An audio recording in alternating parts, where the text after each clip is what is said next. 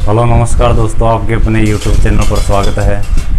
आज हम मेंसुरेशन में समचतुर्भुज है, समकोण त्रिभुज है, एक विषमबाहु त्रिभुज है, उसके बारे में डिस्कस करेंगे। 3 क्लास हमने मेंसुरेशन की कंप्लीट कर ली, आज अपनी चौथी क्लास है।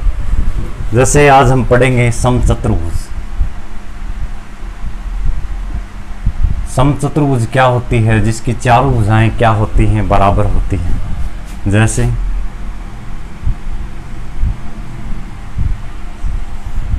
ये एक समचतुर्भुज है ए बी सी डी। समचतुर्भुज की चारों भुजाएं क्या होती हैं? बराबर होती हैं।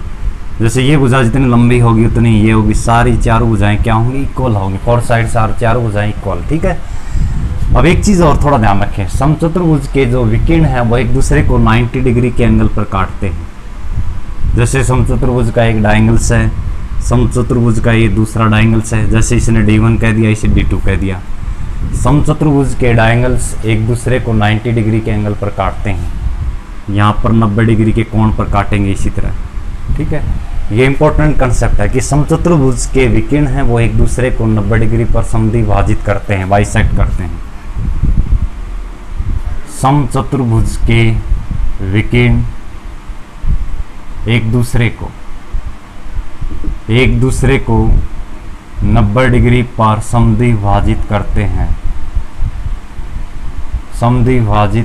यानी काटते हैं। एक दूसरे को 90 डिग्री के कोण पर काटते हैं। समचतुर्भुज जिसकी चारों भुजाएं बराबर होती हैं, विकीर्ण एक दूसरे को 90 डिग्री के कोण पर काटते हैं। ठीक है। ये इंपॉर्टेंट है। यहाँ से किस तरह एग्जामिनर क्वेश्चन पूछता है, जैसे पहले इसकी जितनी भी थ्योरी है वो सारी डिस्कस करेंगे। पहला पॉइंट यहाँ से बन जाएगा, जिस तरह एरिया यानी क्षेत्रफल। समचतुर्भुज का क्षेत्रफल, उसका फार्मूला क्या है? 1/2 गुणा के अंदर पहला विकीर्ण गुणा में दूसरा विकीर्ण, जो दूसरा विकीर्ण है उसकी लंबाई, यानी कह सकते हैं 1/2 गुणा में D1 गुणा के अंदर D2। ठीक है। समचतुर्भुज का जो डायंगल्स, पहला डायंगल्स गुणा दूसरा डायंगल्स बटे में क्या कर देंगे? 2 कर देंगे। पहला विकीर्ण की लंबाई गुणा के अंदर दूसरे विकीर्ण की लंबाई बटे 2। पेरीमीटर का क्या फार्मूला रहेगा? पेरीमीटर यानी परिमाप। परिमाप क्या है? 4 गुणा के अंदर जो भुजा की साइड दी हो वो, जैसे हमने पढ़ा था स्क्वायर के अंदर, उसी तरह ये है 4 गुणा में भुजा, कि उससे इसकी चारों भुजाएं क्या होती हैं? समचतुर्भुज की बराबर होती हैं, तो 4 गुणा में भुजा कर दिया। एक और चीज, समचतुर्भुज के जितने भी, एक पॉइंट नोट डाल के लिखेंगे, समचतुर्भुज के विकीर्णों के वर्गों का सम। समचतुर्भुज के विकीर्णों के वर्गों का सम, विकीर्णों के वर्गों का सम या योग। समचतुर्भुज के विकीर्णों के वर्गों का योग भुजाओं के वर्गों के योग के बराबर होता है। भुजाओं के वर्गों के योग के बराबर होता है, योग के बराबर होता है। ये इंपॉर्टेंट लाइन है कि समचतुर्भुज है, उसके विकीर्णों के वर्गों का सम, वर्गों का योग भुजाओं के वर्गों के बराबर होता है। कैसे? देखो, जैसे अपने पास एक समचतुर्भुज है, जैसे इसकी साइड ये भी है तो ये भी ये रहेगी। समचतुर्भुज की चारों साइड क्या होती हैं? इक्वल होती हैं। ये एक पहला डायंगल्स है, उसी तरह ये दूसरा डायंगल्स। जैसे इसे D1 कह दिया तो इसे क्या कह देंगे? D2 कह देंगे। इस लाइन का मतलब क्या है कि समचतुर्भुज के विकीर्णों के वर्गों का योग, यानी D1 का स्क्वायर प्लस D2 का स्क्वायर। विकीर्ण क्या है? पहला विकीर्ण है वो D1 है, दूसरा विकीर्ण क्या है? D2। डायगोनल इनके विकीर्णों के वर्गों का योग, इसकी चारों जो भुजाएं हैं, जैसे या इस तरह कहते हैं, भुजाओं के वर्गों के बराबर होता है, यानी A का स्क्वायर प्लस A का स्क्वायर प्लस A का स्क्वायर प्लस A का स्क्वायर। चीज समझ में आई? जैसे D1 का स्क्वायर प्लस D2 का स्क्वायर बराबर है, कितनी है? चारों भुजाएं, तो इसे क्या लिख सकते हैं? 4 स्क्वायर। ये इंपॉर्टेंट है, ध्यान रखें अच्छी तरह कि समचतुर्भुज के विकीर्णों के वर्गों का योग उसकी भुजाओं के वर्गों के योग के बराबर होता है। यहाँ से इंपॉर्टेंट किस तरह हो सकता है कि यहाँ से यदि विकिरणों की लंबाई देकर भुजाएं पूछ सकता है, भुजा है उसकी लंबाई पूछ सकता है। ठीक है, इसी कारण ये इंपॉर्टेंट है, ध्यान रखें अच्छी तरह। ये थे 3 पॉइंट इंपॉर्टेंट कंसेप्ट समचतुर्भुज के बारे में। कि समचतुर्भुज है उसकी चारों भुजाएं इक्वल होते हैं, विकिरण एक दूसरे को 90 डिग्री के एंगल पर बाइसेक्ट करते हैं यानी काटते हैं, समद्विभाजित करते हैं। इसका क्षेत्रफल का फार्मूला क्या है? 1/2 पहला विकिरण की लंबाई गुणा दूसरे विकिरण की लंबाई। परिमाप क्या है? 4 गुणा में भुजा कि मतलब a + a चार भुजाएं इक्वल होती हैं तो चारों को जोड़ कर देंगे। एक ये इंपॉर्टेंट कंसेप्ट था कि समचतुर्भुज है उसके विकिरणों के वर्गों का योग उसके भुजाओं के वर्गों के योग के बराबर होता है। ठीक है, तो आप क्वेश्चन करेंगे इससे रिलेटेड।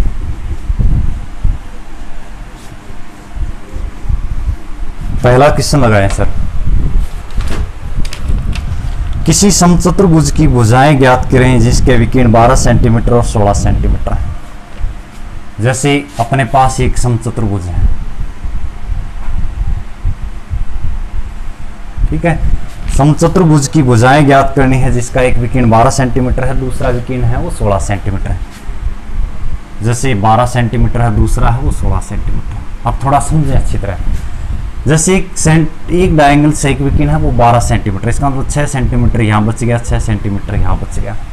जैसे एक डायंगल से हाफ कर दिया तो 6 है, 6 यहाँ पर बच गया। ठीक है, एक दूसरा डायंगल से जैसे अपने पास जैसे ये डायंगल से हाफ कर दिया तो 6 इस साइड है, 6। दूसरा डायंगल साफ कर दिया, जैसे 8 था 4 ऊपर बच जाएगा, 4 नीचे बच जाएगा। जैसे दूसरा डायंगल से वो 16 मीटर है तो 16 है तो यहाँ पर 8 बच जाएगा, तो यहाँ पर भी कितना बच जाएगा 8। अब इसका मतलब मोस्ट इंपोर्टेंट है यहीं से कि समचतुर्भुज के विकिरण है वो एक दूसरे को 90 डिग्री पर काटते हैं, यहाँ पर 90 डिग्री का एंगल बन जाएगा। अब एक चीज़ थोड़ा समझे, जब भी 90 डिग्री का एंगल बने तो क्या चीज़ कंडीशन होती है? ये अपना लंब है यानी परपेंडिकुलर, ये क्या है? आधार यानी बेस। तो कर्ण कैसे निकाला जाएगा? कर्ण यानी हाइपोटेन्यूज कैसे निकाला जाता है? लंब का स्क्वायर प्लस आधार का स्क्वायर। उसी तरह देखो यहाँ पर 90 डिग्री का एंगल बनाएगा, इसका मतलब लंब है, ये आधार है, तो ये कर्ण कैसे निकालेंगे? कर्ण निकल जाएगा तो अपने आप पता चल जाएगा कि समचतुर्भुज है उसकी भुजा क्या सेंटीमीटर। देखो कर्ण कैसे निकालेंगे? जब भी जैसे नाम दे दो कुछ भी ABCD, ठीक है। अब C से D कैसे निकालें यानी कर्ण कैसे निकाला जाएगा? उसी तरह √ लगा देंगे, आधार का स्क्वायर प्लस लंब का स्क्वायर या लंब का स्क्वायर प्लस आधार का स्क्वायर। ठीक है, 8 का स्क्वायर प्लस क्या का स्क्वायर? 6 का स्क्वायर। कितना आ जाएगा? देखो 8 का स्क्वायर कितना होता है? 64। 6 का स्क्वायर कितना होता है? 36। कितना आ गया? 100। 100 का वर्गमूल होता है 10 का। इसका मतलब क्या? समचतुर्भुज है उसकी भुजा की लंबाई कितनी है? 10 सेंटीमीटर है। आंसर आ जाएगा। ठीक है, अब जैसे हमने एक लाइन भी वहाँ पर डिस्कस किया था, किस तरह एक चीज़ थोड़ा समझे अच्छी तरह, आंसर आ गया। जैसे ये इसका आंसर था। जैसे एक चीज़ और हमने वहाँ पर थोड़ी देर पहले डिस्कस किया था, क्या चीज़ थी? कि समचतुर्भुज के भुजाओं के वर्गों का सम। जैसे भुजा A मान ली, इसका वर्ग का सम क्या आएगा? 4A²। ठीक है, समचतुर्भुज के भुजाओं के वर्गों का सम 4A²। जैसे A² plus A² plus A² plus A², 4A²। उसके वर्गों के उसके विकिरणों के वर्गों के योग के बराबर होता है। एक विकिरण है 12 का स्क्वायर, दूसरा विकिरण कितना था? 16 का स्क्वायर था। देखो 4A का स्क्वायर इजिकल टू कितना आ जाएगा? 12 का स्क्वायर 144 होता है, 16 का स्क्वायर कितना होता है? 256। इसके अंदर ऐड करेंगे कितना आ जाएगा? 4A² बराबर है, यहाँ पर 0 0 400 आ जाएगा। 4 से काटेंगे कितना आ जाएगा? A² बराबर है कितना निकल के आएगा? 100 निकल के आ गया। यहाँ से स्क्वायर को हटाएंगे तो क्या आ जाएगा? 10 का स्क्वायर, स्क्वायर से स्क्वायर कैंसिल। A का मान कितना निकल के आया अपने पास? 10। इसका मतलब क्या है? समचतुर्भुज है उसकी भुजा कितनी है? 10 सेंटीमीटर। हर एक चीज़ अपने अपनी जगह अच्छी हैं, हम किस तरह भी उनको निकाल सकते हैं। ठीक है ना, चाहे हम बाइसेक्टर द्वारा निकालें, 90 डिग्री के एंगल पर एक दूसरे को काटते हैं, चाहे हम उसके भुजाओं के वर्गों का सम उसके विकिरणों के वर्गों के योग के बराबर होता है, उस तरह भी निकाल सकते हैं। 10 आंसर आ जाएगा। ठीक है, नेक्स्ट क्वेश्चन लगाएं सर।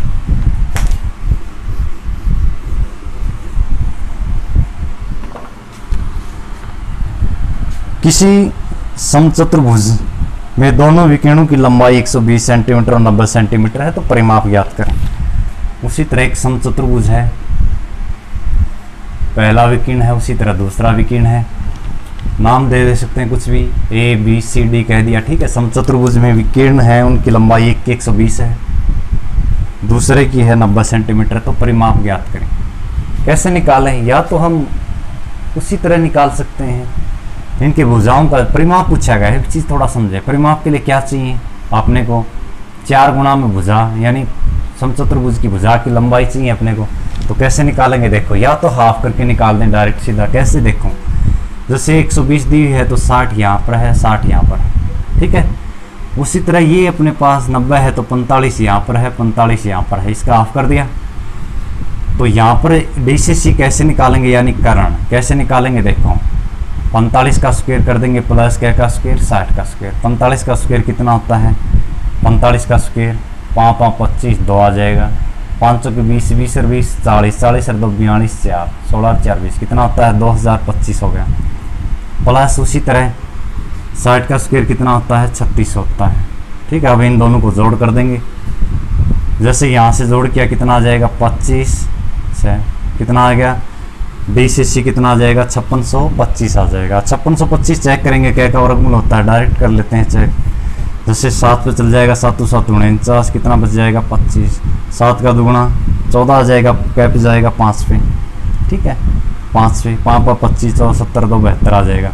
इसका मतलब क्या है 5625 है क्या का वर्गमूल होता है 5625 75 का। इसका मतलब क्या है, समचतुर्भुज है उसमें भुजा की लंबाई कितनी आ जाएगी 75 सेंटीमीटर आ जाएगी। सेंटीमीटर दी है तो सेंटीमीटर परिमाप पूछा गया है तो क्या कर देंगे 4 गुणा 75, 75 की 4 से गुणा करें कितना आ जाएगा 300। इसका मतलब समचतुर्भुज है उसका परिमाप कितना है 300 सेंटीमीटर है।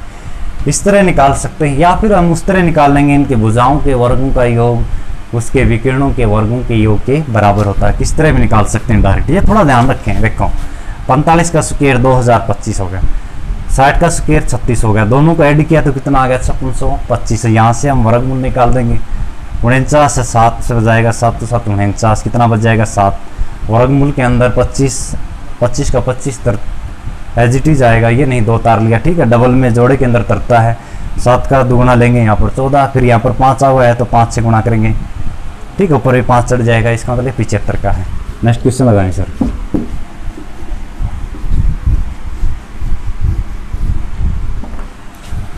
समचतुर्भुज का परिमाप है 20 सेंटीमीटर है, विकिरण की लंबाई है वो 8 सेंटीमीटर है। समचतुर्भुज है, ये समचतुर्भुज होगी अपनी, इसका परिमाप दिया हुआ है, परिमाप पहले से ही दिया गया है। परिमाप कितना दिया गया है 20 सेंटीमीटर दिया गया है, ठीक है। पहला विकिरण है वो 8 सेंटीमीटर है तो क्षेत्रफल ज्ञात करें। एक विकिरण है उसकी लंबाई है वो 8 सेंटीमीटर है, जैसे ये 8 सेंटीमीटर है एक विकिरण की, ठीक है। जैसे हम इसे 4 कह सकते हैं, 4 इस साइड है 4 इस साइड है।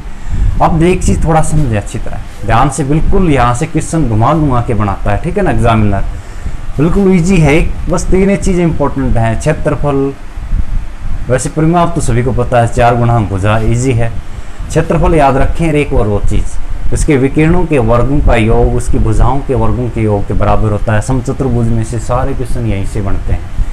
जैसे परिमाप 20 सेंटीमीटर है तो जैसे परिमाप क्या होता है 4 गुणा में भुजा होता है तो भुजा की लंबाई निकाल लेंगे, इक्वल टू कितना है 20, 4 5 20। इसका मतलब समचतुर्भुज की प्रत्येक भुजा है वो कैसे सेंटीमीटर है 5 सेंटीमीटर, ये भी 5 है ये भी 5 है। अब समचतुर्भुज के विकिरण है वो एक दूसरे को 90 डिग्री पर समद्विभाजित करते हैं। अब इसे कुछ भी कह दो, जैसे यहाँ पर वो पॉइंट है कुछ भी नाम दे दो, ठीक है ना, पेपर निकालना है हमें तो नाम अपने हिसाब से पता है, कोई ज़रूरी भी नहीं है।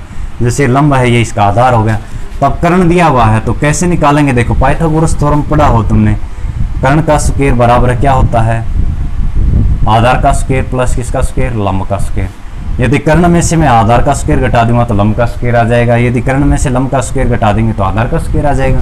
कर्ण दिया हुआ है तो इसमें से घटा देंगे 5 के स्क्वायर में से 4 का स्क्वायर घटा देंगे, 5 का स्क्वायर कितना होता है 25, 4 का कितना होता है 16, कितना आ जाएगा 9 आ जाएगा। 9 का वर्गमूल होता है 3 का, मतलब यह विकिरण है 3 आ गया, ये साइड 3 है तो इस साइड भी 3 आ जाएगा, ठीक है। इसका मतलब इसमें विकिरण पहला डायंगल से D1 कितना कुछ भी नाम दे दो, 4 ये है 4 ये है, पहला विकिरण है वो 8 सेंटीमीटर का है, दूसरा विकिरण 3 ये है 3 ये है तो D2 अगला कितना है 6। तो क्षेत्रफल पूछा गया, क्षेत्रफल का क्या फार्मूला है 1/2 पहला विकिरण 8 गुणा में दूसरा विकिरण 6, 2 चौके 8, तो क्षेत्रफल कितना आ जाएगा 24 सेंटीमीटर स्क्वायर आंसर आ जाएगा इसका, ठीक है। यहाँ से इस तरह क्वेश्चन पूछेगा, ठीक है। नेक्स्ट क्वेश्चन लगाएं सर।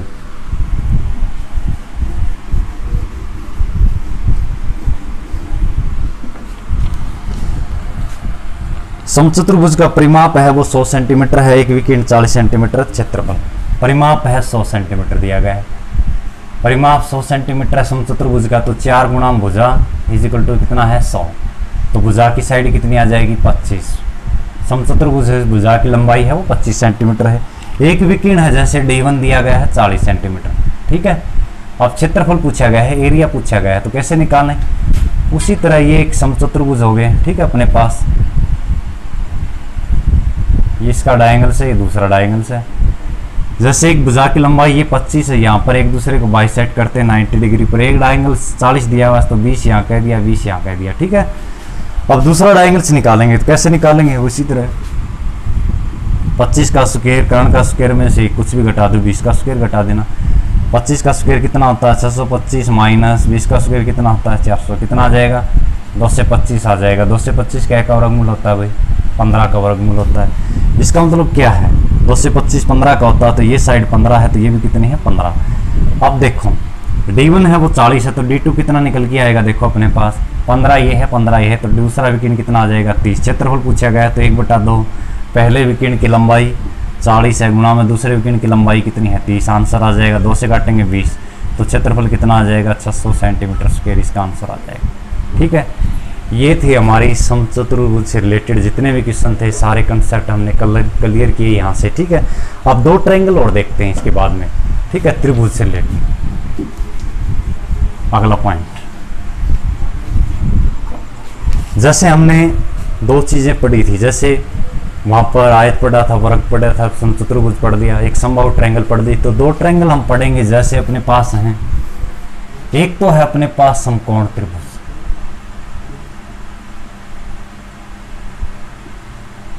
साथ में पढ़ेंगे दोनों। एक है अपने पास विषमबाहु त्रिभुज, विषमबाहु त्रिभुज। समकोण त्रिभुज क्या होती है कि वहां पर कोण है वो कितने डिग्री का होता है? 90 डिग्री का होता है। या हम इससे शॉर्ट फॉर्म याद रख लें, जैसे एक कोण है वो 90 डिग्री का होगा, यहाँ पर एक समकोण त्रिभुज है, कुछ भी जैसे ABC। या इसकी एक डेफिनेशन हम इस तरह बना सकते हैं कि समकोण त्रिभुज के अंदर किन्हीं 2 भुजाओं के वर्गों का सम, किन्हीं 2 भुजाओं के वर्गों का सम, या इस तरह कि कोई 2 भुजाओं के वर्गों का योग, भुजाओं के वर्गों का योग, वर्गों का योग तीसरी भुजा के वर्ग के, तीसरी भुजा के वर्ग के बराबर होता है, वर्ग के बराबर होता है। एक चीज, दोनों एक दूसरे से रिलेटेड हैं, इसी कारण साथ में लिखी गई, थोड़ा समझना अच्छी तरह। किन्हीं 2 भुजाओं के वर्गों का सम तीसरी भुजा के वर्ग के बराबर होता है। अब दूसरा पॉइंट किस तरह मैं बताऊंगा एक बार, या इसे कह सकते हैं, कुछ भी लगा लो। जैसे कोई त्रिभुज है, क्वेश्चन देगा, देखो विषमबाहु पढ़ते हैं पहले एक बार। जैसे विषमबाहु होती है, इसमें तीनों भुजाएं अलग अलग होती हैं, जो इसकी जो तीनों भुजाएं हैं वो अलग अलग होती हैं, अलग अलग होती हैं, ठीक है। जिसकी तीनों भुजाएं हैं वो अलग अलग हों, उसे हम क्या कहेंगे? विषमबाहु त्रिभुज कहेंगे। जिन्हीं 2 भुजाओं के वर्गों का योग तीसरी भुजा के वर्ग के बराबर होता है, उसे समकोण त्रिभुज कहते हैं। दोनों एक दूसरे रिलेटेड किस तरह हैं? जैसे एग्जामिनर ने क्वेश्चन दिया, एक त्रिभुज की भुजाओं की लंबाई, एक त्रिभुज में भुजाओं की लंबाई क्रमशः, भुजाओं की लंबाई क्रमशः 3 सेंटीमीटर, 4 सेंटीमीटर तथा 5 सेंटीमीटर है, तो त्रिभुज का क्षेत्रफल ज्ञात करें, ठीक है। तो त्रिभुज का क्षेत्रफल ज्ञात करें, यानी एरिया ज्ञात करें। तो कैसे निकालें? यहां से क्या क्वेश्चन गलत होने की संभावना? देखो, या तो तीनों भुजाएं अलग अलग हैं, जैसे 3 सेंटीमीटर है, एक 4 सेंटीमीटर है, एक 5 सेंटीमीटर। या तो बच्चा इस तरह सोच सकता है, जिसकी तीनों भुजाएं अलग हों तो विषमबाहु त्रिभुज कहेंगे। या इस तरह सोच सकता है, किन्हीं 2 भुजाओं के वर्गों का योग। देखो 3 का वर्ग जैसे 4, किन्हीं 2 भुजाओं का वर्गों का योग तीसरी भुजा के वर्ग के बराबर है कि चेक कर सकते हैं। इसे ट्रिपलेट भी कहते हैं, ट्रिपलेट। पहला काम है ट्रायंगल से रिलेटेड। एग्जाम में इस तरह नहीं देगा कि समकोण त्रिभुज का क्षेत्रफल ज्ञात करें। एक त्रिभुज की भुजाएं क्रमशः 3, 4, 5 सेंटीमीटर हैं, उसका क्षेत्रफल ज्ञात करें। तो कैसे निकालेंगे? किन्हीं 2 भुजाओं के वर्गों का योग तीसरी भुजा के वर्ग के बराबर है कि चेक करेंगे। 3 का वर्ग 9 होता है, उसी तरह 4 का 16, 5 का कितना होता है 25, 16 9 कितना होंगे 25 बराबर है 25। इसका मतलब क्या है, ये त्रिभुज है, ये समकोण भी हो सकती है, और ये त्रिभुज कैसी हो सकती है, विषम बाहु त्रिभुज भी हो सकती है। समकोण का मतलब क्या है कि किन्हीं दो भुजाओं के वर्गों का सम तीसरे के बराबर आ गया। विषम बाहु का मतलब क्या है कि तीनों भुजाएं हैं वो अलग अलग हैं। तब हम इन किस्सों को कैसे करें, देखो एक बार, जैसे मैं इसके अंदर लिख रहा हूँ एरिया से रिलेटेड, इसी क्वेश्चन को करेंगे। जैसे एक समकोण त्रिभुज है, उसका एरिया क्या है, यही क्वेश्चन है।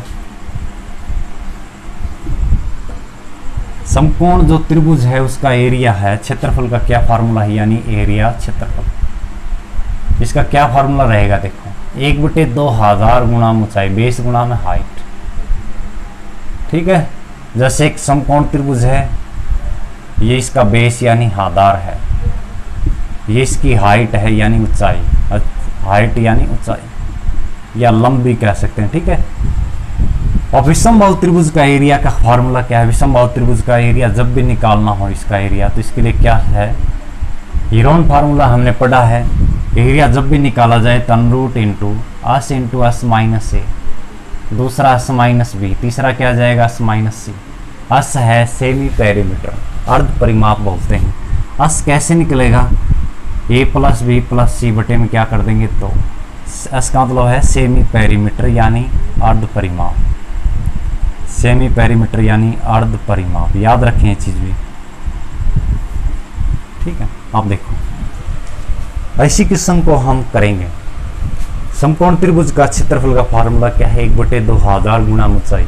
विषम बाहु त्रिभुज का फार्मूला क्या है, S semi perimeter S into S minus A, यानी पहली भुजा इसमें से घटाएंगे, फिर दूसरी घटाएंगे इसमें से, फिर तीसरी घटाएंगे, ऊपर अंडर रूट लगा देंगे। ठीक है, एस कैसे निकल के आएगा, तीनों भुजाओं का सम बटे के अंदर 2 कर देंगे। अब इसी क्वेश्चन को करते हैं। देखो समकोण त्रिभुज है, उसमें भुजाएं दे रखी हैं 3 4 5, ट्रिपलेट बना लिया, 3 का स्क्वायर, 3 यहाँ लिख देंगे, 4 यहाँ लिख देंगे, तो बड़ी भुजा 5 सेंटीमीटर होती है, कर्ण तो 5 यहाँ लिख दिया। अब फार्मूला क्या है, देखो एरिया निकालने का 1/2000, आधार यानी बेस कितना है 4 गुणा हाइट, हाइट कितनी दी हुई है 3, 2 दूनी 4, तो इसका एरिया कितना निकल के आ गया 6 सेंटीमीटर स्क्वायर आ गया समकोण त्रिभुज का। हमने समकोण त्रिभुज की लैंग्वेज में सोचा तो कितना है अपना 6 सेंटीमीटर। इसी क्वेश्चन को इसमें ये तो लिखा नहीं कि समकोण त्रिभुज की भुजाएं उनकी लंबाई 3 4 5 सेंटीमीटर, क्षेत्रफल ज्ञात करें। एक त्रिभुज है उसमें भुजाएं दे रखी हैं 3 4 5 सेंटीमीटर, उसका क्षेत्रफल पूछा गया था, तो हमने ट्रिपलेट बना दिया, डायरेक्ट निकाल दिया। जय हमने इस साइड में इस तरह सोचा हो, उसी तरह जैसे तीनों भुजाएं हमने अलग अलग सोची। देखो 6 सेंटीमीटर आया है इसका समकोण त्रिभुज का, 6 सेंटीमीटर स्क्वायर आंसर आया है अपना। अब इससे निकाले, पहले हम ऐसे निकाल के लाएंगे, इसी से करेंगे हम।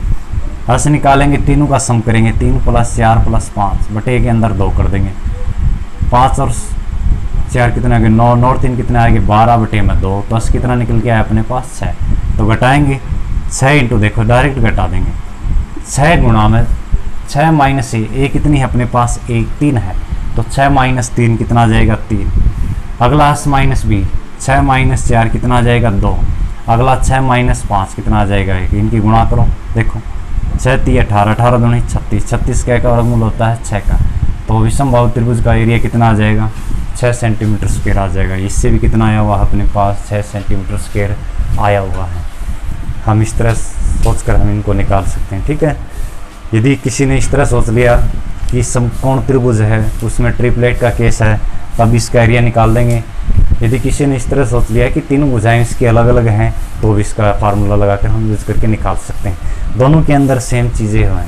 ठीक है, थोड़ा ध्यान रखें। एक और चीज़, अब एक समकोण त्रिभुज है, विषम बाहु त्रिभुज, इसमें 1 2 पॉइंट और कर लेते हैं थोड़े। जैसे समकोण त्रिभुज है, इसमें जब भी अपने को, जैसे समकोण त्रिभुज है,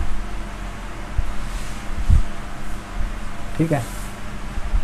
अगला एक दूसरी ट्रायंगल थी अपनी विषम बाहु त्रिभुज।